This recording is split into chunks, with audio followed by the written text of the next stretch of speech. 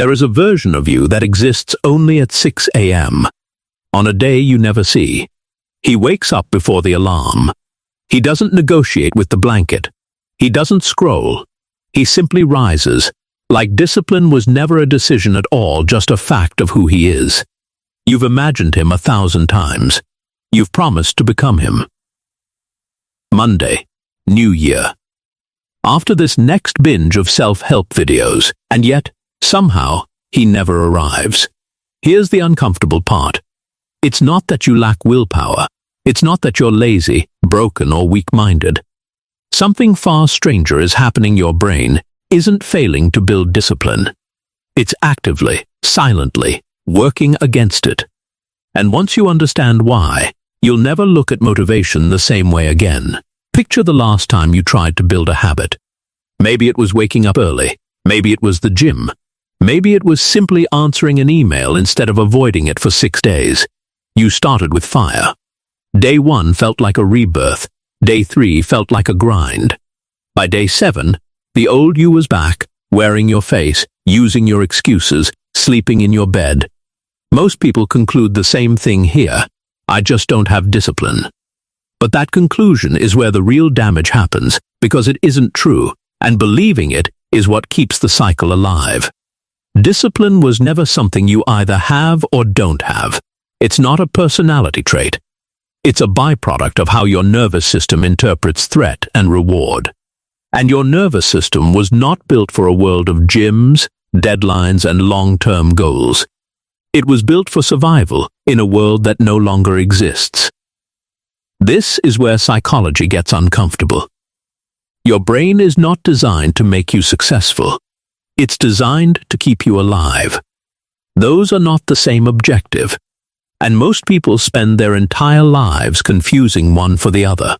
Every time you choose the difficult thing, waking up early, resisting a craving, doing the hard work instead of the easy scroll, your brain registers it the same way it would register unnecessary risk.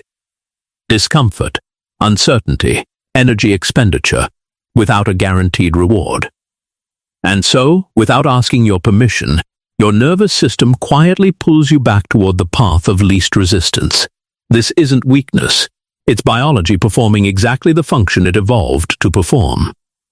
The problem is that biology never updated its software for modern life. But here is the deeper layer most people never see. Discipline doesn't fail because of laziness. It fails because of identity. Carl Jung believed that the psyche organizes itself around a self-image, and that image, once formed, resists change with a force stronger than logic, stronger than motivation, sometimes stronger than pain itself. If somewhere in your history you absorbed the belief that you are someone who starts things and doesn't finish them, someone who is inconsistent, someone who isn't a morning person, your unconscious mind will fight to keep that story alive, not because it wants you to fail, because it wants you to remain recognizable to yourself. This is the part that changes everything. Your brain doesn't resist discipline because discipline is hard. It resists discipline because discipline threatens the identity it has spent years constructing to keep you safe, predictable, and coherent. Change, even positive change, registers as a kind of psychological danger because an unfamiliar self is an untested self, and untested things, to a survival-oriented brain, are dangerous.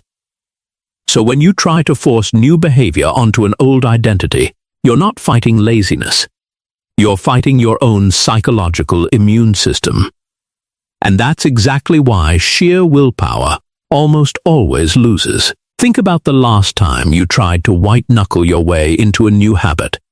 You probably relied on motivation, that surge of emotional energy that makes everything feel possible for a few days. But motivation is not a strategy. It's a mood. And moods, by definition, are temporary. Behavioral psychologists have long understood something most self-help content ignores. Humans are not driven primarily by logic or long-term reasoning. We are driven by immediate emotional consequence. The brain's reward system, particularly the dopamine pathways, respond far more strongly to instant gratification than to delayed benefit. This is not a flaw unique to you. It is a universal wiring shared by every human being who has ever tried to become someone new. This is why discipline feels unnatural at first. You are asking a dopamine system, built for immediate reward, to sacrifice pleasure now for a benefit it cannot see, touch, or feel yet. Of course it resists. It would be strange if it didn't. But here's where most people get the solution completely backward. They think the answer is to force more willpower, to grit their teeth harder, to rely on discipline to build discipline, which is like trying to light a fire using only smoke. The real answer is far more psychologically elegant and far more effective. You don't build discipline by fighting your brain's wiring. You build it by hacking it, by learning to speak the language your nervous system already understands. This is where the phrase tricking your brain stops sounding like a gimmick and starts sounding like neuroscience. Because your brain doesn't actually care whether an action is good for you in some abstract long-term sense. It cares about one thing only. Does this feel safe? And does this feel rewarding? Right now. Every sustainable discipline system in human history, from Stoic philosophy to modern behavioral science, has understood this same principle, even if it used different language to describe it. Marcus Aurelius didn't wake before dawn because he loved discomfort. He wrote to himself, almost desperately, reminding himself why the discomfort mattered before he felt it reshaping the emotional meaning of the act, before his resistance had a chance to take hold. That's not raw willpower, that's psychological engineering, and this is where the real transformation begins. Imagine two versions of the exact same action. In the first version, you wake up and think, I have to go to the gym. Your body immediately produces resistance tension, dread, a mental negotiation already in progress before your feet touch the floor. In the second version, you wake up and think, I get to build the version of myself I actually respect. Same action, same gym, same 6 a.m. But the emotional signature attached to it is entirely different, and your brain does not respond to the action itself. It responds to the meaning your mind assigns to that action. This single shift from obligation to identity is one of the most powerful psychological levers available to a human being. Alfred Adler argued that human behavior is never random. It is always moving toward a private, often unconscious, goal. If your unconscious goal is avoid discomfort, you will find infinite creative ways to avoid discomfort, no matter how many motivational videos you watch. But if you can shift the underlying goal to become the person I was always meant to be, discipline stops feeling like punishment. It starts feeling like alignment. This is not positive thinking. This is neurological reprogramming through repeated emotional reframing, and it works because the brain cannot tell the difference between a story it's told and a truth it's living. Something even more dangerous is happening beneath the surface, though something that explains why so many people, even after understanding all of this, still fail to change. It's called the comfort identity trap. Every human being unconsciously calculates the cost of change against the cost of staying the same. And here's the disturbing part. Staying the same rarely feels like a cost at all. It feels like nothing. It feels like Tuesday. Meanwhile, change feels expensive immediately. The discomfort, the awkwardness, the fear of failing publicly, the fear of becoming someone your old friends won't recognize. So the brain, always optimizing for the lowest immediate cost, chooses familiar discomfort, the low hum of a life not fully lived, over the sharp, visible discomfort of transformation. Viktor Frankl observed something profound about this. In his years studying human suffering, people don't actually fear pain itself. They fear meaningless pain. The moment suffering has purpose, humans can endure almost anything. This is why so many people can survive hardship they never chose, but collapse under discipline they did choose. Chosen discomfort without meaning feels unbearable. Chosen discomfort with meaning feels almost effortless. Which means the real question was never how do I become more disciplined? The real question is, what does this discomfort mean to me? And do I believe it enough to endure it before the results arrive? Most people never notice what comes next, the moment discipline stops being forced and starts becoming automatic. Neuroscience calls it myelination.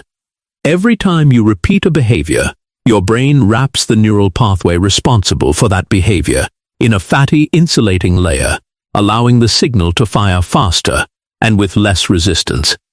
This is not metaphorical, it is biological.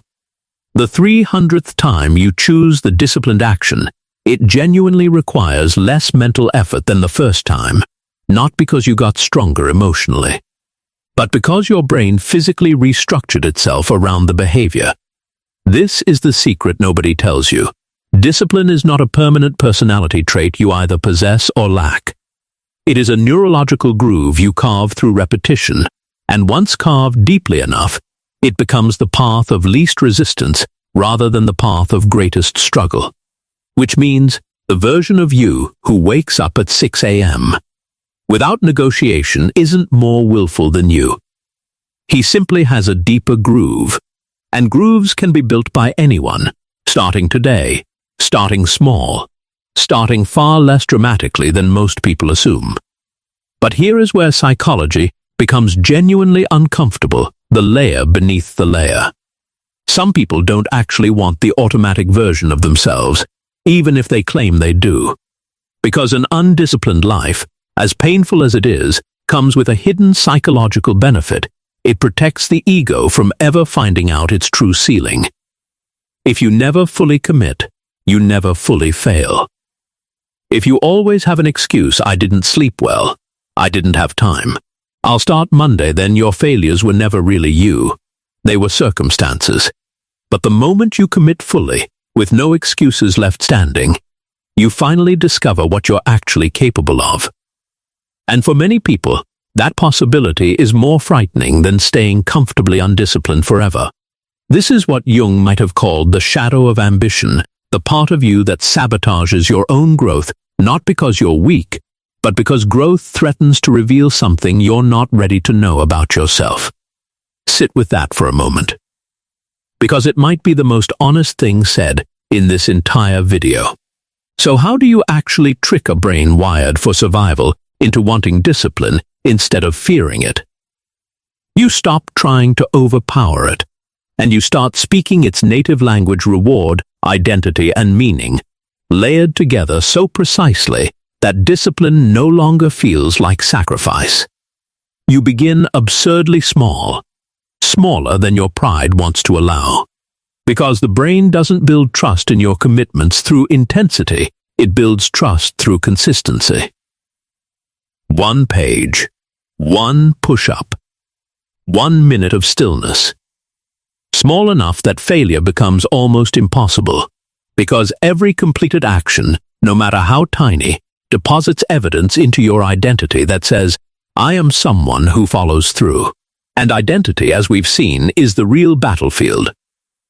You attach immediate emotional reward to the behavior itself, rather than waiting for outcomes that may take months to arrive, because a dopamine system built for the present moment needs to feel something now, not just imagine something later. This is why tracking progress, however small, works better than relying on some distant, abstract goal. The brain needs proof it can hold today.